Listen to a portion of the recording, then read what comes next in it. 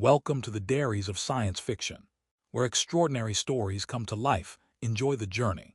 The floor hummed beneath his boots, not loudly, but with the quiet insistence of something that had never once been questioned. He felt it through his bones before he noticed it with his ears, a vibration tuned to obedience, to ceremony, to the kind of silence that pressed against the inside of the skull. The guards guided him forward without touching him, their armor folding light around their bodies like a polite threat. He reminded himself, for the fourth time in a minute, that this was technically a diplomatic visit and not an execution, even if the room ahead looked disturbingly prepared for both. The throne chamber opened like a controlled breach in reality. Gravity felt selective here, heavier near the floor, lighter near the ceiling, as if the air itself understood rank. Symbols floated in slow orbits above the central dais, streams of alien script constantly rewriting themselves in luminous arcs. Every non-human present moved with synchronized precision, kneeling in a wave that reached him last. He hesitated, not out of defiance but because his translator implant chose that exact moment to lag, flashing a helpful warning across his vision, protocol pending. Please wait. Waiting, it turned out, was a mistake. At the far end of the chamber sat the queen. She looked human at a careless glance, and then wrong in ways the brain struggled to categorize. Her face was calm, severe, framed by hair as pale as reflected starlight, her long ears sweeping back with a regal sharpness that made every other being in the room seem unfinished. Her eyes fixed on him, unblinking, ancient, and very clearly expecting something. The silence stretched. Seconds ticked by. His knees did not bend, not because he was brave or principled or secretly rebellious, but because he was waiting for the translator to tell him what exactly he was about to do. The laughter escaped him before he could stop it. A short, breathless sound, half nerves, half disbelief, the kind of laugh that happened when someone realized too late that the situation had exceeded their training manual. It echoed. It bounced off the floating sigils. One guard's weapon shifted pitch in alarm. Another froze mid-kneel, joints locking as if the universe itself had thrown an error. The human clapped a hand over his mouth, eyes wide. "Sorry," he blurted, the word translating into 5 different alien concepts, none of them appropriate. Wow, this is very formal. No one moved. The queen tilted her head by a fraction. In that tiny motion, something ancient recalculated. Her voice, when it came, was smooth and amplified without speakers, carried directly into the mind. "You find the moment amusing." He swallowed. "Not amusing," he said quickly. "Just unexpected. Where I'm from, silence usually means someone forgot the agenda." A ripple passed through the chamber, not sound, but confusion. The queen did not signal the guards. She did not order his death. She watched him instead, curiosity threading through authority like a hairline fracture. "Rise," she said to the kneeling court, her gaze never leaving him. The human remained standing. Somewhere deep in the palace systems, something updated its definition of danger. The silence after her command did not loosen. It rearranged itself. The court rose as one, movements precise enough to feel rehearsed centuries ago, while he remained exactly where he was, suddenly very aware of how fragile human knees were compared to alien expectations. The translator chimed softly in his skull, late to the party as always, helpfully informing him that he was now classified as an irregular standing entity. That sounded less like a title and more like a medical condition. 2 guards repositioned, not closer but smarter, adjusting angles and weapon harmonics. He smiled at them reflexively, the way one smiled at large dogs behind fences. "No hard feelings," he murmured, unsure which of his words would survive translation. The guards did not smile back. One of them appeared to consider whether smiling itself was a form of aggression. The queen descended from the dais without standing. The space beneath her folded, lifting her forward in a controlled glide that made his stomach drop with professional envy. If humanity had access to that kind of anti-gravity elegance, there would be far fewer stairs and far more accidents. She stopped an arm's length away. Up close, the resemblance to humanity became more unsettling rather than comforting, as if evolution had paused just long enough to ask the same question twice and gotten different answers. "You did not kneel," she said. "I didn't get the memo," he replied, then winced. "I mean respectfully, if there was a memo." The translator hesitated, then delivered his response in a tone that suggested it was deeply offended. A low murmur rippled through the court. He had no idea what he just said, but judging by the reaction, it was either very funny or extremely illegal. Her eyes narrowed, not in anger but focus. "You experience fear," she observed. "Oh, absolutely," he said. "Top 5 emotions right now, possibly top 3. A pause. Then, astonishingly, the corner of her mouth twitched. It vanished almost immediately, but it was enough to make his heart stutter. Humor, he realized, was leaking through the cracks. Dangerous, uncontrolled humor. "Your species mocks threat," she said. "We cope," he corrected gently. "Mocking is a side effect." She circled him once, slowly, studying posture, pulse, micro-expressions his implant couldn't even label yet. Every step she took recalibrated the air. He resisted the urge to turn with her, opting instead to stare straight ahead like a malfunctioning statue. "You stand before the throne," she said, "and yet you do not seek dominance." "I seek survival," he said honestly, "long-term preferably." The court reacted badly to that. A few gasps, one offended hiss. The Queen raised a single finger and the noise died instantly. "Survival," she repeated, "without submission." He shrugged. "We're flexible." Silence followed, thoughtful this time. Somewhere deep within the palace, systems logged a new variable. The Queen studied him, long ears angled slightly forward, curiosity sharpening her authority into something almost personal. "Then survive," she said at last. "Remain." His brain stalled. "Remain alive?" he asked carefully. Her gaze held him. "We will determine that." It was, he decided, the most honest invitation he had ever received. Time passed differently once survival became conditional. He noticed it first when his internal chronometer disagreed with the palace lights. Then again when meals arrived before hunger and questions arrived before answers. The Queen had ordered him kept within a lattice of observation fields that felt less like a prison and more like an overly polite suggestion. Every wall shimmered faintly, responsive to motion, mood, and, irritatingly, sarcasm. He tested that last part accidentally when he muttered that at least the accommodations were cozy, and the ceiling brightened in what he assumed was an attempt at reassurance. Interrogation did not come as a firing squad of questions. It came as conversations that pretended not to be. The Queen appeared without announcement, sometimes accompanied by aides who recorded nothing and everything at once, their implants humming softly as they drank in data. She never sat opposite him. She preferred angles. He preferred chairs.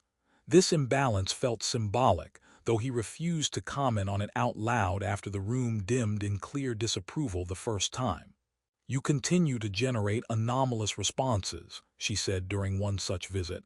"Is that bad?" he asked. "Because my school records suggest it's a pattern." Her long ears tilted. Adjusting to emotional frequencies, his implant struggled to parse. "Your humor disrupts predictive models." "That's fair," he said. "It disrupts mine too." She observed him while invisible instruments traced his biology, mapping stress responses, neural spikes, and something the system labeled improvised defiance loop. He tried not to think about that one. Instead, he focused on explaining humanity's fondness for jokes during crises, how laughter shortened the distance between fear and function. He told her about soldiers laughing before battle, engineers joking as hull breaches screamed alarms, children laughing because adults looked ridiculous when pretending not to be afraid. "Your species laughs at death," she said. "Only when death insists on being dramatic," he replied. That earned him another almost expression, fleeting but real. Progress, he decided, could be measured in fractions of smiles.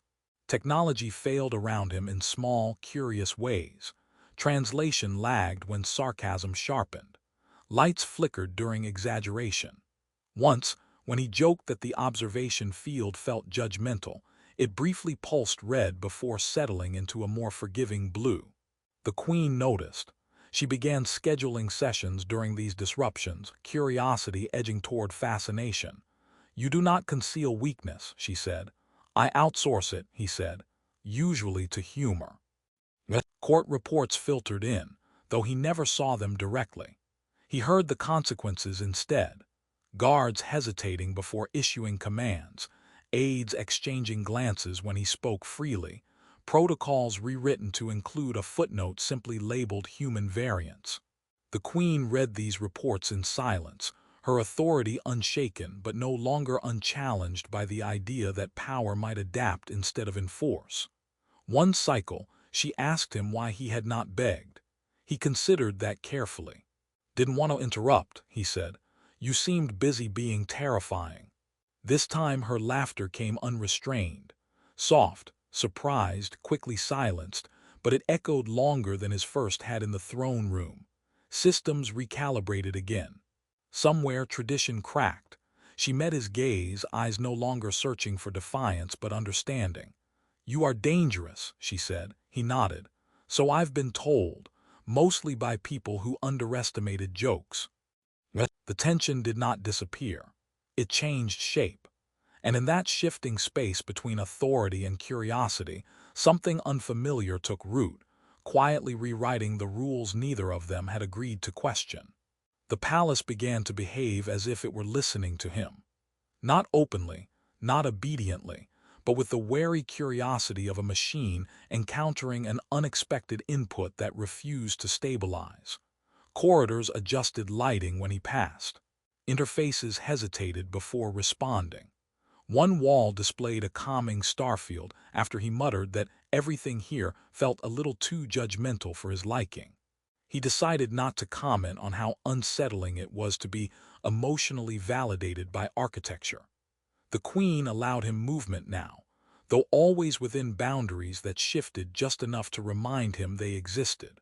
She walked beside him through galleries where history replayed itself in slow, holographic spirals, wars reduced to data storms, rulers compressed into elegant equations of authority. He asked questions. Too many. She answered some. Too honestly. "You rule by inevitability," he said at one point, watching a projection of an ancient rebellion dissolve into compliance algorithms. "Yes," she replied. "It prevents suffering." He nodded. "We tried that once. Turns out people suffer when they're predictable too." She stopped walking. The palace paused with her, systems awaiting intent. Her long ears angled back slightly, a gesture he was beginning to recognize as introspection rather than displeasure. "Your species resists certainty," she said. "We collect it," he said, "then argue about it." That earned a quiet exhale from her, something between amusement and fatigue. He realized then that beneath the throne, beneath the endless expectation of control, she was tired in a way only rulers ever were. Tired of perfection. Tired of never being allowed to improvise. Later, during a meal composed entirely of textures he couldn't name, she asked him about Earth food. He described bread that burned if ignored, sauces that exploded under pressure, and coffee strong enough to rewrite personality traits. The translators struggled. The palace inexplicably warmed the room. "You build chaos into nourishment," she said. "We call it flavor," he replied. "Sometimes risk is the point." Court reactions grew sharper. Whispers followed him now, not fearful but speculative. Some looked at him as a destabilizer, others as a curiosity, a few as a quiet hope. The Queen received reports daily, her expression unreadable as she dismissed demands for his removal. Tradition strained, protocol bent. No one dared call it change. During one exchange, a strategic display flickered unexpectedly, threat vectors overlapping in patterns that made no sense. He glanced at it and said, "That looks like when my people argue with maps." She studied the chaos. "Explain." He did, not with certainty but with guesses, possibilities, and jokes threaded through analysis. The system recalculated.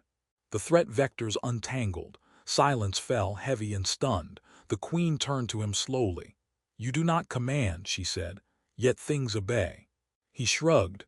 "I just talk to them like they might be wrong." For a long moment she said nothing. Then she smiled, not briefly, not accidentally, but fully, as if testing the shape of it. Somewhere deep within the palace, a core directive updated itself. The court would never be the same, and neither, he suspected, would she. The first official complaint about him was filed in triplicate and delivered with ceremonial gravity, which he found ironic given that gravity in this palace was optional. He didn't see the document, of course. He felt it instead in the way guards stiffened when he passed, in the way conversations paused a half-second too long. Tension returned to the air, thicker now, laced with calculation rather than fear. The queen did not summon him immediately. That worried him more than if she had. When she finally did, the chamber was smaller, more private, wrapped in layered shields that hummed like restrained thought. A tactical projection hovered between them, showing a knot of distant systems pulsing in aggressive red. He squinted. "That's not good red, is it? That's the kind of red that ruins weekends." "It is an external coalition," she said. "They have learned our patterns." He tilted his head. "Well, that's rude." Her ears angled sharply. "Your response is inappropriate." "Sorry," he said. "Reflex. Continue with the impending doom." She explained. The Aurelians' predictive dominance had become a weakness. Enemies no longer fought outcomes, they exploited expectations. Every response the Queen's systems proposed was flawless and already anticipated. He listened, hands clasped, joking less now because the room didn't need it yet. "Your models assume rational fear," he said finally. "Yes." "Have you considered irrational confidence?" The projection stuttered. The Queen looked at him slowly. "Define." He grinned. "We fake it," loudly. Court advisors protested when he was allowed into the Strategic Council. Their objections were precise, logical, and completely unhelpful. He responded by asking why no one had tried doing something obviously wrong on purpose. Silence followed. One advisor fainted. He considered that a mixed review. They simulated his idea. Chaos layered over precision, randomized response delays, false retreats, signals that made no sense unless you assumed the sender was slightly unhinged. The enemy fleet hesitated. That hesitation was enough. When the projection finally shifted from red to neutral, the room exhaled as one. He leaned back. "See, confusion is a renewable resource." The Queen watched him with an expression he couldn't quite name. Not curiosity, not authority. Something closer to relief. "You undermine certainty," she said. "Only the brittle kind," he replied. Words spread fast, too fast. Some called him a hero, others a destabilizing contagion. The guards no longer froze around him. They watched, weighing possibilities. The Queen stood before the court that cycle and declared that adaptability was now doctrine. Tradition screamed. Protocol groaned. History adjusted its spine. Later, alone, she asked him if he feared consequences. He shrugged. "All the time, I just refused to let them have the last word." She studied him, long ears relaxed, posture unguarded. "You have changed this court," she said quietly. He met her gaze. "You let me." Outside the chamber, systems recalibrated again. Not toward control, toward survival. The external coalition did not retreat so much as recalibrate, which the palace politely translated as impending catastrophe. Signals arrived fragmented, layered with deceptive harmonics meant to trigger automated defenses into premature responses. The Queen's systems tracked every probability with flawless efficiency, and still, the numbers bent toward collision. He watched the projections bloom and collapse like nervous thoughts. "So," he said, hands on his hips, "on a scale from 1 to, we're inventing a new holiday after this. How bad is it?" One of the advisors opened their mouth. The Queen lifted a finger. The advisor closed it again, visibly relieved.